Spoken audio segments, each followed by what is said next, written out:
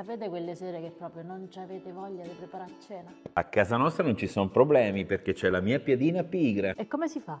Se i romagnoli mi perdoneranno, vi faccio vedere come la preparo.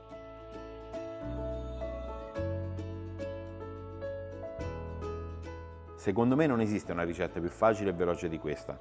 In una ciotola versiamo un bicchiere di farina e un bicchiere d'acqua. Questa è farina 00, ma andrebbe bene la farina 0, la farina integrale, la farina ai cereali, quella che volete insomma. Quindi farina e acqua. Poi mezzo cucchiaino di sale e mescoliamo bene con una frusta.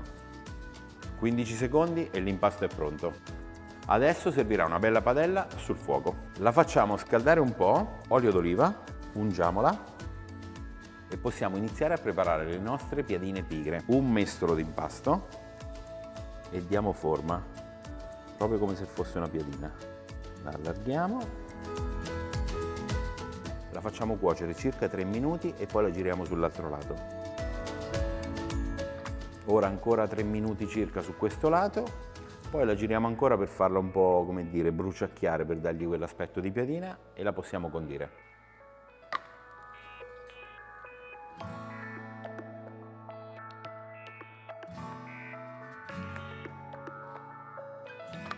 Ok, la prima piadina pigra è pronta, la vado a condire direttamente in padella e questa la condiamo con prosciutto cotto e formaggio. La piego, faccio sciogliere appena appena il formaggio ed è pronta, eccola qua. E ora ne facciamo subito un'altra, con questa dose ne vengono praticamente 2.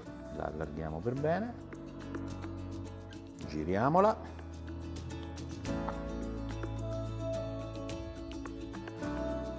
E anche questa è pronta, la voglio fare un po' diversa, stracchino, prosciutto e rucola.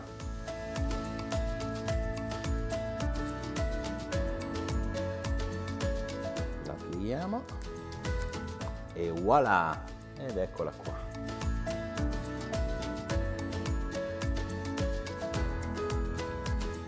E adesso non ti resta che scegliere quale mangiare per prima. Allora, io andrei cotto e formaggio. Perfetto. Vabbè, io assaggio questa col prosciutto crudo.